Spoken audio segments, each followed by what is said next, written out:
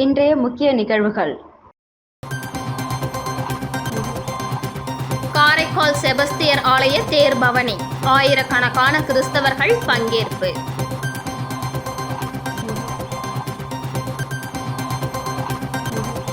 வேலை பளுவால் மன உளைச்சல், உடல் நல குறைவால் உதவி ஆய்வாளர் உயிரிழப்பு.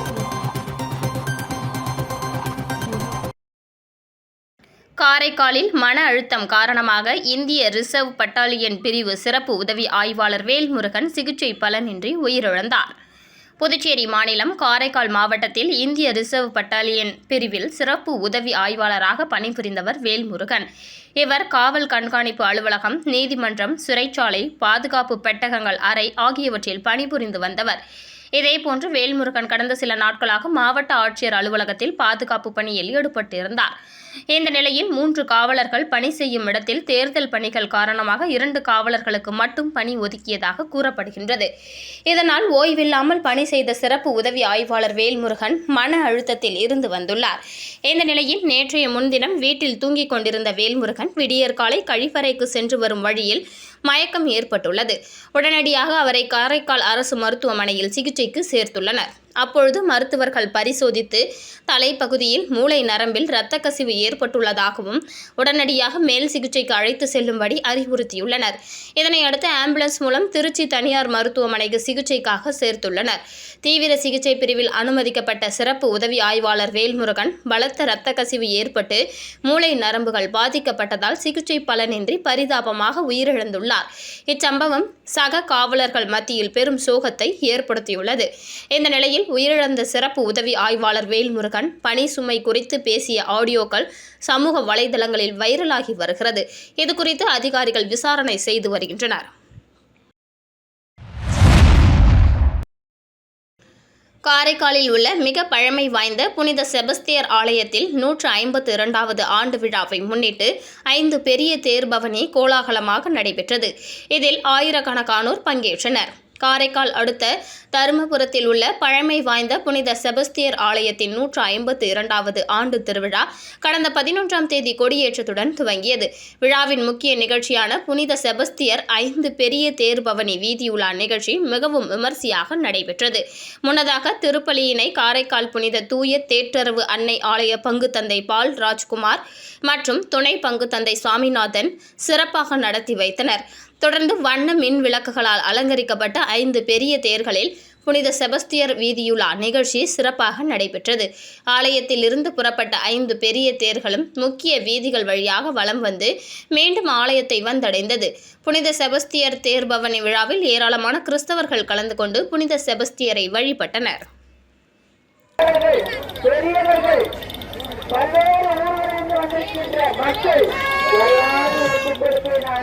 எதிர்பார்ப்புகள் அத்தனைக்கும் பரிந்துரைப்பீர் என்று இந்த சபத்தியார் வழியாக ஒப்புக் கொடுத்து ஜபத்தை ஆரம்பிக்கின்றோம். இயேசுவுக்கே புகழ், இயேசுவுக்கே புகழ், இயேசுவுக்கே நன்றி, இயேசுவுக்கே நன்றி. மரியே வாழ்க, மரியே வாழ்க, மரியே வாழ்க, மரியே வாழ்க. இயேசுவே ஆண்டவர், இயேசுவே ஆண்டவர், இயேசுவே உம்முடைய திருவயிற்றின் கனியாகிய இயேசுவின் ஆசி பெற்றவரே, புனித மரியே இறைவனின் தாயே, பாவிகளா இருக்கிற எங்களுக்காக இப்பொழுதும் எங்கள் இறப்பின் வேலையிலும் வேண்டிக் கொள்ளும். ஆமென். அன்புக்குரிய மக்களே, தமிழ் வருடப்பிறப்பை முன்னிட்டு உலக நன்மை வேண்டி முக்தியாச்சல ஈஸ்வரர் ஆலயத்தில் சிறப்பு யாகம் மற்றும் 108 சங்க அபிஷேகம் நடைபெற்றது. விழுப்புரம் மாவட்டம் மரக்காணம் அருகே உள்ள பெருமுக்கல் கிராமத்தில் அமைந்துள்ள வரலாற்று சிறப்பு வாய்ந்த 1000 ஆண்டுகள் பழமை வாய்ந்த சோழர்கள் காலத்தில் கட்டப்பட்ட முக்தியாச்சல ஈஸ்வரர் ஆலயத்தில் அமைந்துள்ள செல்வ விநாயகருக்கு சித்திரை மாத பிறப்பின் முதல் ஞாயிற்றுக்கிழமையான இன்று உலக நன்மை வேண்டி நடைபெற்ற சிறப்பு யாகம் நடைபெற்றது. முன்னதாக இன்று காலை செல்வ விநாயகருக்கு பால், தேன், தயிர், வெண்ணெய், பன்னீர் மற்றும் திவ்ய வாசனை திரவியங்கள் உள்ளிட்ட பொருட்களை கொண்டு சிறப்பு அபிஷேகம் செய்யப்பட்டது. இதனைத் தொடர்ந்து யோகத்தில் வைத்து பூஜிக்கப்பட்ட கலசம் மற்றும் 108 சங்கில் உள்ள புனித நீரால் அபிஷேகம் நடைபெற்றது. இதனைத் தொடர்ந்து முக்கிய ஜாலீஸ்வரர் மற்றும் வீர ஆஞ்சநேயருக்கு சிறப்பு பூஜைகள் செய்யப்பட்டது. இதனைத் தொடர்ந்து வண்ண மலர்களால் அலங்கரிக்கப்பட்ட சுவாமிகளுக்கு மகா தீபாராதனை காண்பிக்கப்பட்டது. இதில் சுற்றுவட்டார பகுதியைச் சேர்ந்த ஏராளமான பக்தர்கள் கலந்து கொண்டு சுவாமி தரிசனம் செய்தனர். மேலும் நிகழ்ச்சியில் கலந்து கொண்ட பக்தர்களுக்கு அறுசுவை உணவு வழங்கப்பட்டது. மேலும் நிகழ்ச்சிக்கான ஏற்பாட்டினை ஆனந்த குடில் அறக்கட்டளையின் நிறுவனர் சக்கரவர்த்தி செய்திருந்தார்.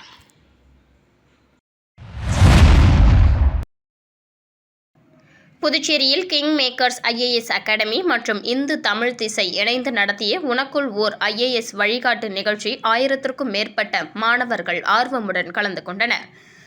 புதுச்சேரியில் கிங் மேக்கர்ஸ் IAS அகாடமி மற்றும் இந்து தமிழ் திசை இணைந்து உனக்குள் ஓர் IAS எனும் வழிகாட்டு நிகழ்ச்சி கம்பன் கலையரங்கில் நடைபெற்றது. IAS படிக்க வேண்டும் என்ற ஆசை பலருக்கும் உண்டு. ஆனால் அதற்கான அடிப்படை தேவையான கல்வி தகுதி என்ன, எத்தனை ஆண்டுகள் படிக்க வேண்டும், அதிக செலவாகுமா என ஏராளமான கேள்விகளுடன் தயங்கி நிற்பவர்களே அதிகம். அவ்வாறான தயக்கத்தை போக்கி UPSC தேர்வுக்கு படிப்பதற்கான தெளிவை தரும் நோக்கில் உனக்குள் ஓர் IAS என்ற நிகழ்ச்சி மாணவர்களுக்காக நடத்தப்படுகிறது.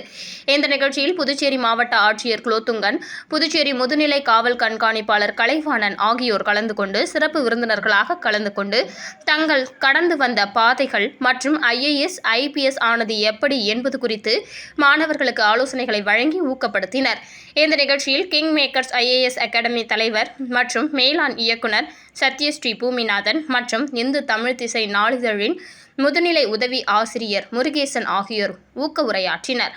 இந்த நிகழ்ச்சியில் பங்கேற்ற அனைவருக்கும் அனைத்து தேர்வு மாதிரி வினாத்தாள், பாடத்திட்ட கையேடு இலவசமாக வழங்கப்பட்டது. மேலும் தேர்வு செய்யப்படும் 3 பேருக்கு இலவச பயிற்சியும் கிங் மேக்கர்ஸ் IAS அகாடமி சார்பில் வழங்கப்பட்டது. பயிற்சி வகுப்பில் 1000க்கும் மேற்பட்ட மாணவர்கள் தங்களது பெற்றோருடன் ஆர்வமாக கலந்து கொண்டு பயனடைந்தனர்.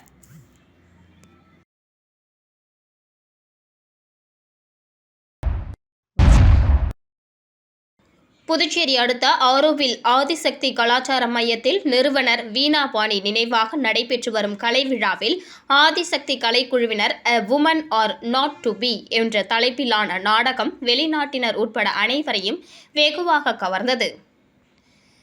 புதுச்சேரி ஆரோவிலில் ஆதிசக்தி கலாச்சார மையத்தை நிறுவிய வீணா பாணி நினைவாக ஆதிசக்தியின் கலை இயக்குனர் வினய்குமார், ஆதிசக்தி நிர்வாக அறங்காவலர் நிம்மி ரஃபேல் ஆகியோர் ஏற்பாட்டில் நடைபெற்று வரும் கலை விழாவில் இசை மற்றும் நாடகங்கள் நடைபெற்று வருகின்றது. இதில் இன்றைய நாள் நிகழ்வில் Adishakti கலைக்குழுவினர் A Woman or Not to Be என்ற தலைப்பிலான நாடகம் நடைபெற்றது. ஹாம்லெட் தன்னை மதிக்க மறுக்கும் ஒரு உலகில் துக்கம், சந்தேகம், கோபம் மற்றும் எதிர்ப்பு ஆகியவற்றுக்கு மத்தியில் பயணிக்கும் ஒரு பெண்ணின் சூழ்நிலை குறித்து அழகாக அரங்கேற்றப்பட்ட இந்த நாடகம் அனைவரையும் கவர்ந்தது.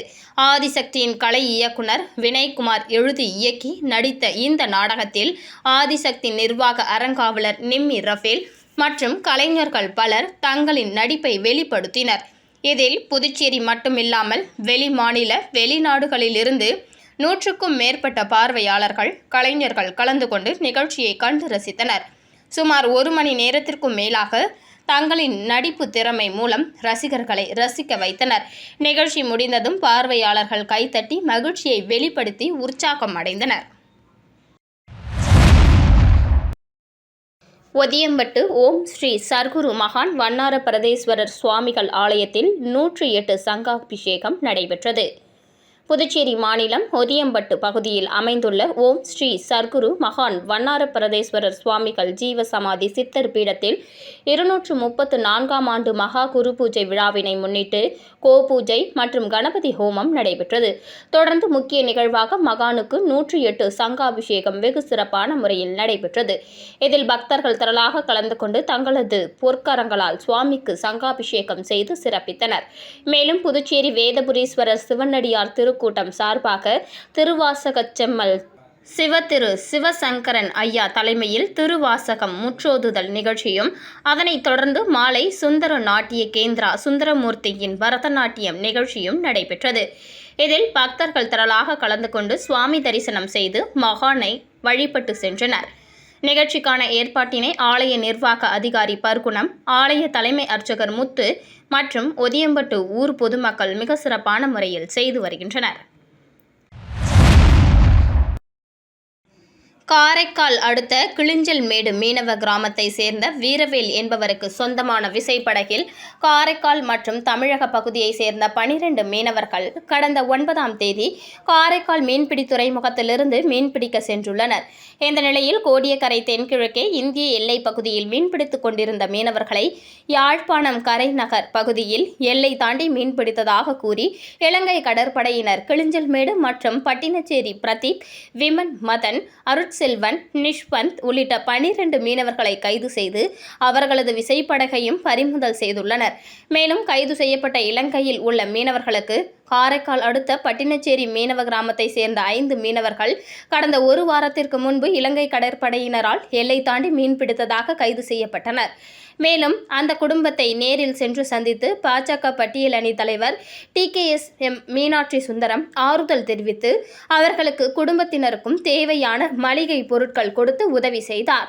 மேலும் இந்த நிகழ்வில் திருப்பட்டினம் பகுதி மீனவர் அணி தலைவர் சுரேஷ், ஆறுமுகம், மனு, சதீஷ் மற்றும் நிர்வாகிகள் உடன் கலந்து கொண்டனர்.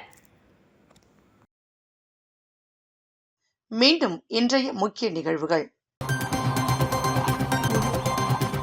காரைக்கால் செபஸ்தியர் ஆலய தேர்பவனி, ஆயிரக்கணக்கான கிறிஸ்தவர்கள் பங்கேற்பு.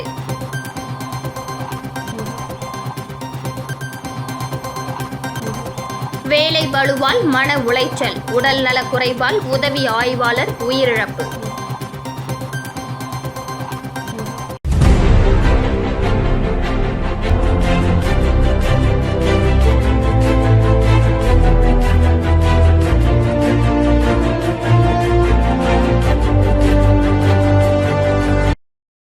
செய்திகளை உடனுக்குடன் தெரிந்து கொள்ள ஆஸ்கார் யூடியூப் சேனலை சப்ஸ்கிரைப் செய்யவும்.